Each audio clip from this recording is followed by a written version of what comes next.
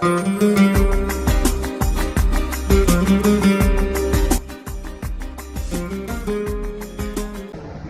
pagi-pagi udah rapi aja, mau kemana, nak? Ya ini mah kami mau ke klinik bidan. Kami berhenti dulu ya, mak. Iya, nak, hati-hati ya di jalan. Assalamualaikum, Bu Bidan. Waalaikumsalam, ada Ibu. Mari masuk, Pak, Bu. Duduk, Pak, Bu. Baik, Bapak dan Ibu, ada yang bisa saya bantu? Iya, Bu Bidan, ini saya mau konsultasi seputar KB, Bu Bidan. Baik, Ibu, Bapak, sebelumnya saya boleh tahu nama Bapak dan Ibu siapa? Baik, Ibu dan Bapak, hasil pemeriksaan Ibu tadi hasilnya normal. Sekarang saya antar Ibu ke ruangan bidan ya, Bu, untuk mendapatkan konseling lebih lanjut. Baik, mari Ibu. Bu, ini ada pasien mau konseling tentang KB. Selamat pagi Bapak Ibu, perkenalkan saya Bidan Intan. Apa betul Ibu dan Bapak ingin konsultasi seputar KB? Iya, betul, Bu Bidan. Kalau saya boleh tahu, apakah sebelumnya Bapak dan Ibu sudah pernah menggunakan KB? Bu Bidan. Oh pernah, kalau saya boleh tahu itu KB jenis apa ya Bapak Ibu? Sebelumnya saya memakai kondom, Bu Bidan.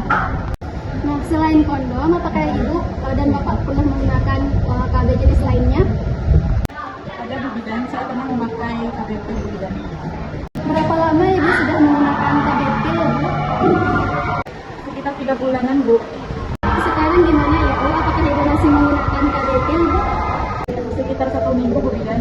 Sekarang saya ingin menggunakan KB jangka panjang, Bu. Oh begitu ya Bu.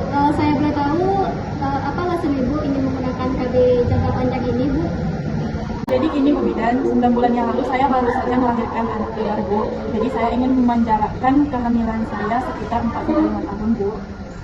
Oh begitu ya Bapak Ibu. Kalau saya boleh tahu anak Bapak dan Ibu ada berapa orang? Anak saya 2, Bu Bidan. Yang pertama tuh anak saya lahir kembang, Bu.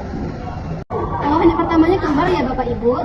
Berarti sekarang Ibu ingin menggunakan kontrasepsi jangka panjang untuk menjarakkan kehamilan anak pertama dengan berikutnya ya Bu? Iya, Bu Bidan. Rencana Ibu mau menjarakkan kehamilannya berapa tahun Ibu? Saya masih ragu, Bu Bidan, antara 3-5 tahun, Bu. Sebelumnya apakah ada KB jangka panjang 3-5 tahun tersebut, Bu Bidan? Ada Pak, nah daripada Bapak dan Ibu ragu, dia saya mau jelaskan mengenai KB jangka panjang ya. Untuk KB jangka panjang itu ada 2 jenis ya Bapak Ibu, ada KB implan atau biasa disebut dengan susuk, dan ada juga KB IUD. Nah masing-masing KB ini memiliki kelebihan dan kekurangan masing-masing ya Pak Bu. KB implan itu apa ya, Bu Bidan? KB implan atau biasa disebut dengan KB susuk merupakan salah satu KB yang bisa digunakan dalam jangka waktu 1-3 tahun ya Bapak Ibu. Nah bentuk kontrasepsi ininya seperti ini. Nah, bentuknya berupa batang kecil dan fleksibel terbuat dari plastik. Lalu bisa ditanam di bak kulit lengan atas ya Bapak Ibu. Nah untuk KB ini memiliki efektivitas yang bagus, tetapi KB ini juga memiliki efek samping. Apa efek sampingnya, Bu Bidan? Nah, efek samping KB implan ini dapat bervariasi tergantung dari masing-masing individu ya Bapak Ibu. Namun efek samping yang sering terjadi itu berupa seperti perubahan siklus haid, ada bercak darah di antara menstruasi, habis itu ada perubahan suasana hati, ada timbul jerawat, kenaikan berat badan dan nyeri pada tempat penanaman. Nah, efek samping ini biasanya bersifat sementara Bapak Ibu. Namun kalau itu sudah mengganggu ke aktivitas sehari-hari, maka Bapak Ibu bisa konsul ke dokter ya. Terus manfaatnya apa, Bu Bidan? Nah, manfaat dari KB implan ini selain sangat efektif dalam mencegah kehamilan hingga 99% selama 3-5 tahun, KB implan juga praktis karena tidak memerlukan tindakan harian seperti minum pil. Metode kontrasepsi ini juga dapat membantu mengurangi perdarahan menstruasi yang berat dan mengurangi resiko anemia.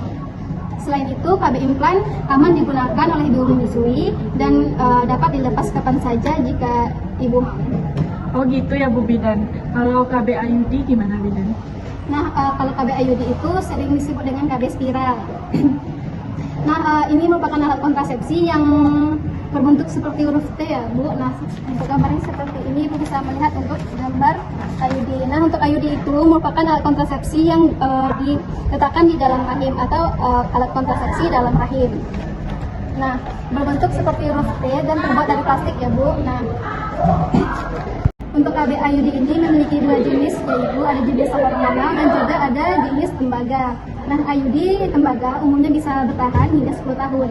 Dan bahkan ada beberapa merek yang bisa digunakan dalam jangka 12 tahun. Sedangkan IUD hormonal masa pakainya lebih pendek, bisanya antara 3-7 tahun ya Bu. Manfaatnya apa saja Bu Bidan?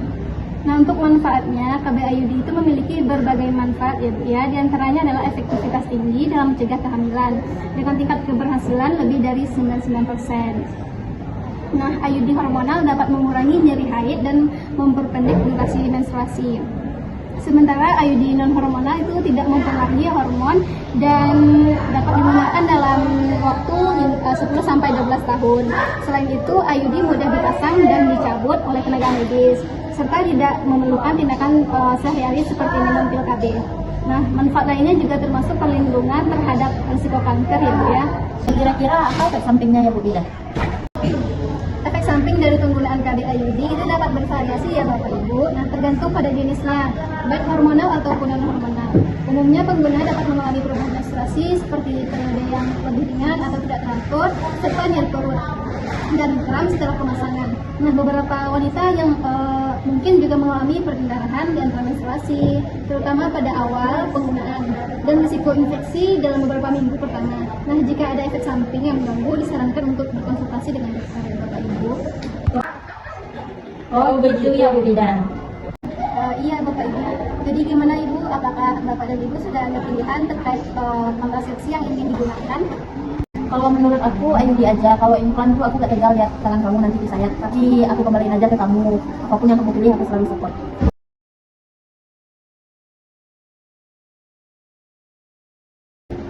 Baik Ibu Bidan.